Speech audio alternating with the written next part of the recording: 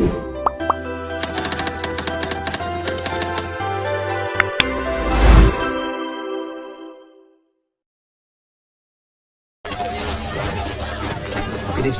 kong isagawa ang ayaw isagawa ng iba. Sa aking mga nobela ay pinilit kong sagutin ang mga mapanirang puring paratang sa aming mga Pilipino. Inilahad ko ang kawawang kalagayan ng aking bayan, ang aming mga karaingan at kalungkutan. Consumatum est! Assalamualaikum warahmatullahi wabarakatuh dan salam sejahtera untuk kita semua. Perkenalkan, saya Syarifah Nurdiana, mahasiswa program studi pendidikan sejarah Fakultas Keguruan dan Ilmu Pendidikan Universitas Riau. Pada kesempatan kali ini, saya akan menyajikan resensi film yang berjudul Jos Rizal yang dirilis pada tahun 1998 sebagai tugas mata kuliah Sejarah Asia Tenggara. Film yang disutradarai oleh Marilou Diaz-Abaya ini merupakan salah satu mahakarya sinema Filipina yang mengangkat kisah hidup pahlawan nasional Filipina yaitu Jos Rizal dari masa kecilnya hingga eksekusinya oleh pemerintah kolonial Spanyol. Nah, sebelum masuk ke resensi film, mari kita lihat informasi dasar tentang film ini. Film ini berjudul Jos Rizal dengan genre drama dan biografi sejarah yang dirilis pada tahun 1998 dengan disutradarai oleh Marilou Diaz-Abaya. Pemeran utama dari film ini adalah Cesar Montano sebagai Jos Rizal, kemudian juga ada Joel Torre sebagai Cristimo Ibarra atau Simon, kemudian ada Jaime Parbegra sebagai Luis Teofel de Andrea, dan Gloria Diaz sebagai Theodora Alonso. Durasi film ini adalah 2 jam 54 menit atau 3 jam dengan bahasa Filipino atau Tagalog, Spanyol, dan juga Inggris dengan negara Filipina. Nah, film ini meraih beberapa penghargaan. Di antaranya adalah film terbaik Festival Film Metro Manila pada tahun 1998 dan meraih 17 penghargaan dari Akademi Film Filipina pada tahun 1999. Film Jos Rizal karya Marilou Diaz-Abaya ini berhasil menggambarkan kompleksitas sosok Rizal sebagai seorang yang intelektual, dokter, penulis, dan nasionalis dengan sangat memikat. Nah, beberapa aspek penting dari film ini yang saya lihat adalah yang pertama dari segi narasi. Film ini menggunakan teknik penceritaan yang cerdas. Alih-alih secara kronologis, sutradara justru memilih untuk memulai dari masa-masa terakhir Rizal di penjara. Nah, kemudian sang sutradara menggunakan kilas balik untuk menunjukkan peristiwa-peristiwa penting dalam hidupnya. Nah, teknik ini itu sangat efektif dalam menciptakan ketegangan dan menggambarkan pergolakan batin Rizal saat menghadapi kematian. Yang kedua, saya sangat mengapresiasi akting Cesar Montano sebagai Jos Rizal yang sangat memukau. Ia berhasil menangkap esensi Rizal sebagai seorang intelektual yang tenang, namun penuh semangat dengan kedalaman emosi yang terasa sangat otentik. Ditambah dengan dukungan pemeran lainnya yang sangat-sangat memukau kita sebagai penonton. Ketiga, nilai produksi film ini sangat mengesankan. Kostum dan setting periode akhir abad ke-19 direkonstruksi dengan sangat detail dan sangat baik, yang mana hal itu menciptakan atmosfer historis yang sangat meyakinkan. Sinematografi yang indah juga menangkap keindahan Filipina serta kemegahan lokasi-lokasi di Eropa, di mana Rizal pernah tinggal. Nah, yang keempat, film ini tidak hanya menyajikan biografi seorang pahlawan, tetapi juga mengeksplorasi tema-tema yang lebih luas seperti kolonialisme, identitas nasional, dan juga perjuangan untuk kebebasan. Film ini menunjukkan bagaimana tulisan dan pemikiran Rizal itu menjadi sebuah katalis untuk perubahan sosial dan politik. Nah, yang patut diapresiasi dari film ini adalah tidak hanya menggambarkan Rizal sebagai sosok tanpa cacat. Sebaliknya, ia itu digambarkan sebagai manusia dengan keraguan-raguan dan juga konflik batinnya sendiri. Yang membuat karakternya itu sangat terasa lebih manusiawi dan juga lebih relate dengan kehidupan manusia. Nah, sekarang saya akan membahas beberapa aspek penting terkait kolonialisme Spanyol di Filipina yang digambarkan dalam film ini. Nah, yang pertama itu adalah kebijakan administrasi yang diterapkan oleh Spanyol. Nah, film Jos Rizal itu dengan jelas menggambarkan berbagai kebijakan represif pemerintah kolonial Spanyol.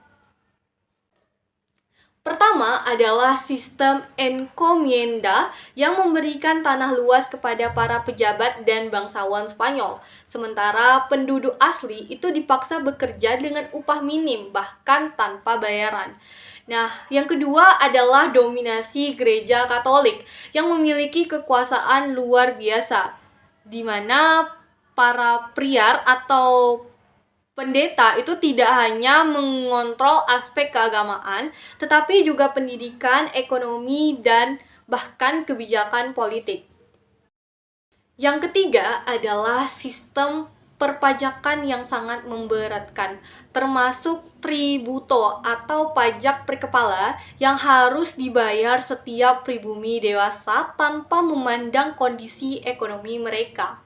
Nah, yang keempat adalah sistem kerja paksa atau polo y servicio yang mengharuskan penduduk pribumi bekerja untuk proyek-proyek pemerintah kolonial selama 40 hari, setahun tanpa bayaran.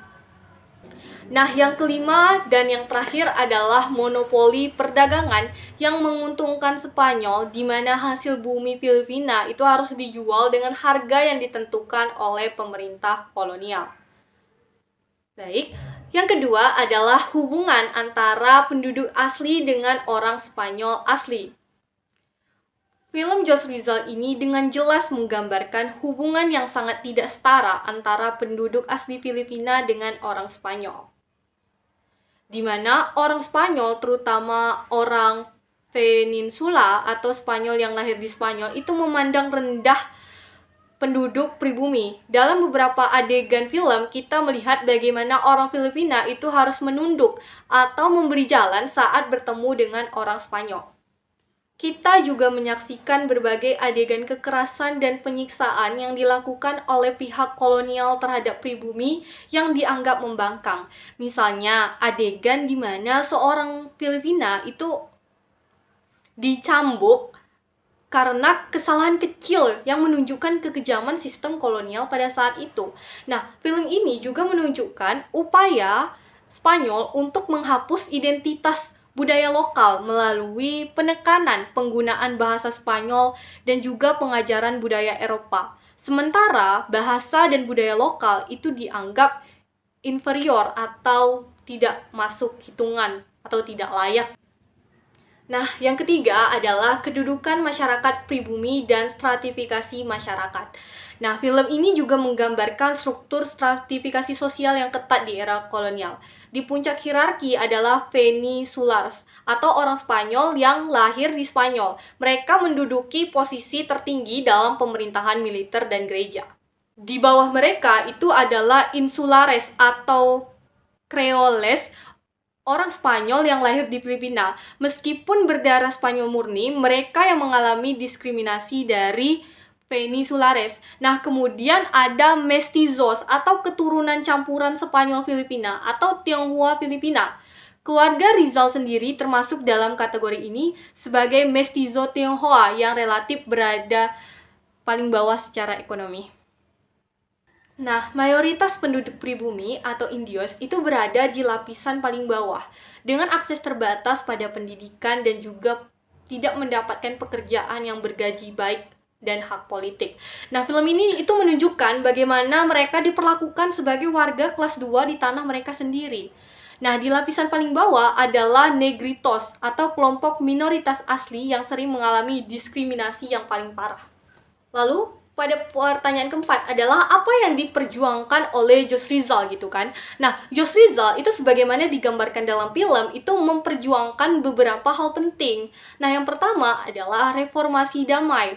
Berbeda dengan beberapa revolusioner seperti Andre Bonifacio yang menginginkan revolusi bersenjata, Rizal itu justru memperjuangkan perubahan melalui pendidikan dan juga kesadaran masyarakat. Kedua, hak pendidikan bagi semua orang Filipina. Rizal percaya bahwa pendidikan adalah kunci pembebasan dari penindasan. Nah, yang ketiga adalah kebangkitan identitas nasional Filipina. Melalui novel-novelnya, Rizal itu berusaha membangkitkan kesadaran nasional dan juga harga diri bangsa Filipina. Nah, yang keempat adalah kritik terhadap korupsi dan juga penyalahgunaan kekuasaan, baik oleh pemerintah kolonial maupun gereja Katolik. Baik, poin yang kelima adalah adegan paling berkesan menurut saya. Nah, bagi saya, adegan yang paling berkesan dalam film ini adalah saat Josh Rizal menghadapi pengadilan militer Spanyol. Adegan ini sangat kuat karena beberapa alasan. Nah, yang pertama menurut saya, sinematografi yang ditampilkan itu sangat luar biasa. Penggunaan cahaya dan bayangan itu justru menciptakan suasana yang sangat mencekam. Tetapi juga menonjolkan sosok Rizal yang berdiri dengan tegak dan bermartabat di hadapan para pendukungnya. Yang satu-satunya kelemahan film ini mungkin adalah durasinya yang panjangnya hampir memakan waktu 3 jam. Dan tempo yang terkadang terasa lambat. Namun, mengingat kompleksitas hidup Rizal dan konteks historis atau sejarah yang perlu dijelaskan, durasi panjang ini sebenarnya dapat dimaklumi. Sebagai kesimpulan, film Josh Rizal adalah sebuah mahakarya sinema Filipina yang tidak hanya menghormati warisan seorang pahlawan nasional, tetapi juga memberikan pelajaran berharga tentang kolonialisme, patriotisme, integritas intelektual, dan keberanian moral. Film ini menunjukkan bahwa perjuangan melawan penindasan tidak selalu harus dengan kekerasan. Kadang, pena, pikiran, dan keberanian moral bisa menjadi senjata yang jauh lebih kuat. Sebagai mahasiswa sejarah, film ini juga mengingatkan kita betapa pentingnya memahami pengalaman kolonial di berbagai negara Asia Tenggara untuk memahami dinamika politik, sosial, dan budaya di kawasan ini hingga saat ini. Saya pribadi sangat menyarankan kepada kita untuk dapat menyaksikan film ini secara lengkap melalui kisah Josh Rizal. Karena kita dapat memahami lebih dalam bagaimana pemikiran dan tulisan seseorang dapat menjadi senjata yang kuat dalam perjalanan untuk kebebasan dan keadilan. Demikianlah resensi dari saya. Terima kasih telah menyaksikan video ini. Mohon maaf apabila ada kesalahan dan kesilapan dalam bertutur kata. Saya akhiri. Wassalamualaikum warahmatullahi wabarakatuh.